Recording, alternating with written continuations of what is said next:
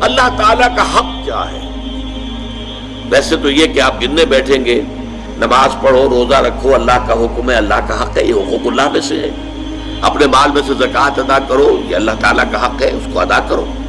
تو یوں تو بہت سے، اللہ کی راہ میں جہاد کرو، اللہ کے کلمے کی سربلندی کے لیے جد و جہد کرو، محنت کرو، کوششیں کرو، جان کھپاؤ، مال صرف کرو، انفقوا فی سبیل اللہ، جاہدوا فی سبیل اللہ، یہ سارے کیا ہیں؟ اللہ کے حقوق ہیں۔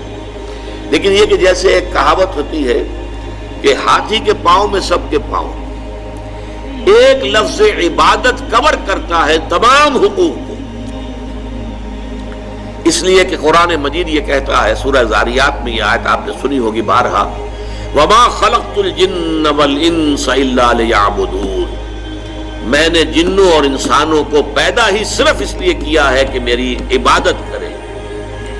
سورہ ہود کے شروع میں آتا ہے، الف لام را کتاب احکمت آیاتہ ثم فصلت من لدن حکیم خبیر اللہ تعبدوا الا اللہ اننی لکم منہ نذیر و بشیر۔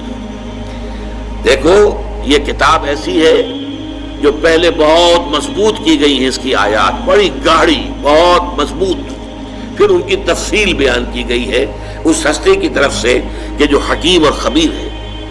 اور یہ کیا پیغام لے کر آئی ہے؟ اللہ تعبدوا الا اللہ، اللہ کے سوا کسی اور کی بندگی نہ کرو، کسی اور کی عبادت، کسی اور کی پرستش نہ ہو۔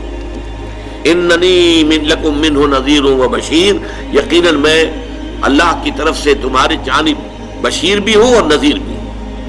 اور سورہ کہف کے آخر میں بڑی پیاری آیت ہے، قل انما انا بشر مثلکم، یہ حصہ تو ہم پہلے پڑھ چکے ہیں شرک فی الذات کے ضمن میں۔ قل انما انا بشر مثلکم یوحی الی انما الہکم الہ واحد، اے نبی کہہ دیجئے ان سے کہ دیکھو میں بھی تمہاری طرح کا ایک بشر ہوں، ہاں مجھ پر وحی ہوتی ہے، تم پر وحی نہیں آئی ہے، مجھ پر وحی آئی ہے۔ اور اس وحی کا مرکزی نقطہ کیا ہے؟ تمہارا الہ ایک ہی ہے، الہ واحد۔ اب آگے پڑھیے، فمن کان یرجو لقاء ربہ فلیعمل عملا صالحا ولا یشرک بعبادت ربہ احدا۔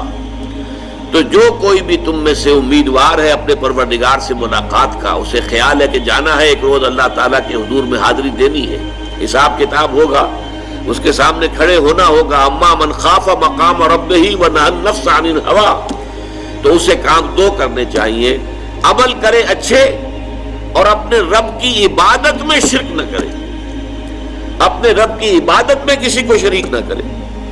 یہ شرک فی العبادت جو ہے یوں سمجھیے کہ یہ شرک فی الحقوق کی جامع ترین تعبیر ہو جائے گی۔